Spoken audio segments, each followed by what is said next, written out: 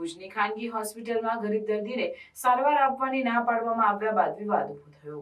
આ ઘટના ત્યારે બની જ્યારે દર્દીએ હોસ્પિટલની બેદરકારી અંગે થોડા દિવસ પહેલા એક પત્ર વાયરલ કર્યો હતો, જે બાદ હોસ્પિટલ દ્વારા તેને સારવાર આપવાની ના પાડવામાં આવી હતી। આ હોસ્પિટલ સરકારની મફત આરોગ્ય યોજનાનો ભાગ છે, જેનો હેતુ ગરીબ અને જરૂરિયાતમંદ દર્દીઓને નિઃશુલ્ક સારવાર પ્રદાન કરવાનો છે। તેથી દર્દીને સારવાર આપવાની ના પાડવામાં આવવાથી હોસ્પિટલની નીતિઓ અને વ્યવસ્થાપન પર પ્રશ્નો ઊભા થયા છે। દર્દીએ આક્ષેપ કર્યો છે કે હોસ્પિટલમાં કેટલાક ટ્રસ્ટીઓ પોતાની મનમાની ચલાવે છે, જે દર્દીઓના હિતો વિરુદ્ધ છે। આ આરોપો હોસ્પિટલના કાર્ય અને તેના ટ્રસ્ટીઓની ભૂમિકા પર ગંભીર સવાલો ઊભા કરે છે।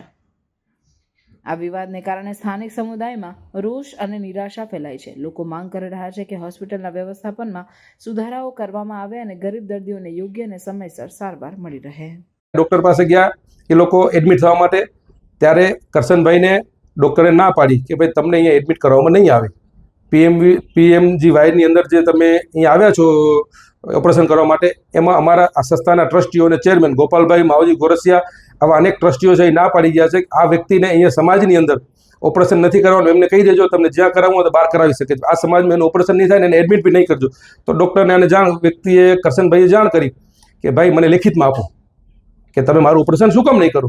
સરકારની યોજના છે, પ્રધાનમંત્રીની યોજના છે, તો ઓપરેશન તમને કરવું જરૂરી છે, કારણ કે ડૉક્ટરે કીધું છે કે રિપોર્ટ એટલો ખોટો છે, ઓપરેશન કરવા જરૂર જણાશે।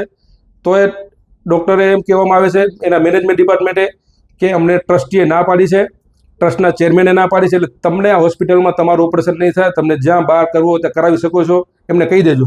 ને મને એ ભાઈને મળવું નથી એવું કહેવાનું મેનેજમેન્ટ ડિપાર્ટમેન્ટ કહે છે। ખરેખર હવે આમાં પ્રશ્ન એવો ઉઠે છે કે સરકારને આના ઉપર ધ્યાન દેવાની જરૂર છે। ખરેખર આમાં કોણ ભોગ બને છે?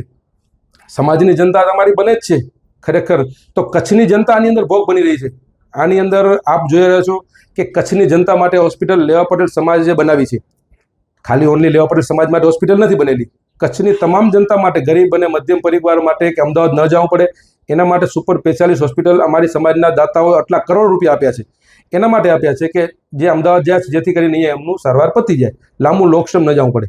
આયુષ્માન કાર્ડમાં જે સારવાર ન કરવામાં આવી તેની તમે લેખિત રજૂઆત કરવામાં આવી કોઈ જગ્યાએ? ના, અમે એની જોડે કીધું કે તમે લેખિતમાં આપો 2 દિવસ પહેલાં, તો એને કીધું તમને લેખિતમાં અમે નહીં આપીએ, તમને જ્યાં કરાવું તે। હવે અમે લેખિતમાં રજૂઆત કરશું કલેક્ટરે અને ધારાસભ્યોને અને સાંસદ સભ્યો અને આરોગ્ય મંત્રીને કે ખરેખર અમારું ઓપરેશન ન કરવાનું કારણ દર્શાવો। અમે જ્યારે એડમિટ થવા માટેની તારીખ આપેલી હતી તો એ તારીખે એડમિટ અમને શું કામ ન કર્યા, એ ખરેખર મારું નામ ગોવિંદભાઈ કેસરાલય, ગામ મેઘપર। એક કિસ્સો એવો છે કે એ ભાઈ કરશનભાઈ માંડવી તાલુકાના કોળે ગામના વતની છે અને ખેત મજૂર છે, એટલે જખણિયાની આજુબાજુ ખેતીની મજૂરી કરી પોતાનું ગુજરાન ચલાવે છે। એ ભાઈ લેવા પટેલ હોસ્પિટલ ચલાવતી કે પટેલ સુપર સ્પેશિયાલિસ્ટ હોસ્પિટલના ટ્રીટમેન્ટ માટે ગયેલા અને ટ્રીટમેન્ટમાં એમને રિપોર્ટ પ્રથમ બ્લોકેજનો કંઈક 85 થી 90% તમારી નસ બ્લોક છે એમ આવ્યો। પાછળથી રિપોર્ટ કર્યો એટલે 55-60% આવ્યો। એ રિપોર્ટ કર્યા પછી એવું જાણવા મળ્યું કે એને લોહીના રિપોર્ટ કર્યા, એમાંય 2 વખત રિપોર્ટ કર્યા, એમાંય તફાવત આવ્યો। આ તફાવત પેટે એમણે મને બિલ બતાડ્યા હતા, એ પ્રમાણે 85,000 જેવું બિલ એમને કરેલું। એમણે રજૂઆત કરી, કંઈક વાદ વિવાદ થયો એટલે કંઈક 55,000 રૂપિયાનું બિલ થયું અને પછી એમને કંઈક ટાઈમ આપ્યો કે આ તારીખે તમે આવજો, 22 તારીખે તમારું ઓપરેશન થશે। એમાં એવું થયું છે કે 22 તારીખે એમને બોલાવવામાં આવ્યા ત્યારે એને એમ કહ્યું કે તમારું ઓપરેશન હવે અહીંયા થશે નહીં, તમે બહાર ક્યાંક કરાવી લો।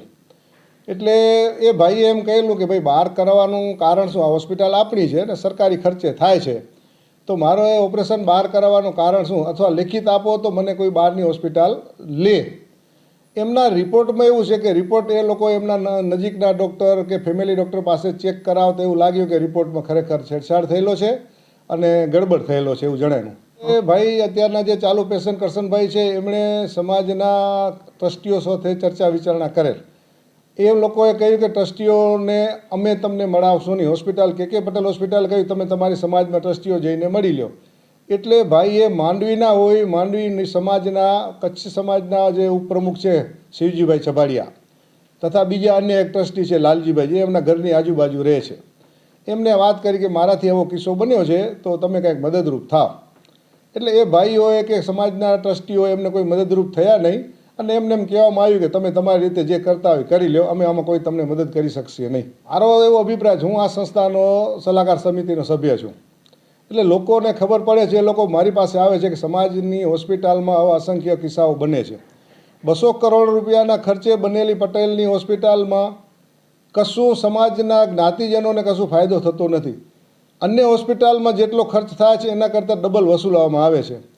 એટલે અમે અમારા જ્ઞાતિના વડીલો દાતાઓ પ્રત્યે એવો વિશ્વાસ વ્યક્ત કરીએ છીએ કે આનો કોઈ રસ્તો નીકળે, સમાજ ટ્રસ્ટી મંડળ ભેરું થાય અને આનો કંઈ ઉકેલ લાવે. અન્યથા આ કેસ બાબતે તેમજ અન્ય કેસ બાબતે સમાજે અથવા તો અમારે આરોગ્ય વિભાગને જાણ કરવી પડશે, સરકારને જાણ કરવી પડશે. સરકારના ખર્ચે થતા ઓપરેશનોમાં જો આવી છેડછાડ થતી હોય તો ખરેખર શરમજનક કિસ્સો છે. અમારી હોસ્પિટલ મહાકાર્ડ અને આયુષ્યમાન કાર્ડ બંને ચાલુ છે.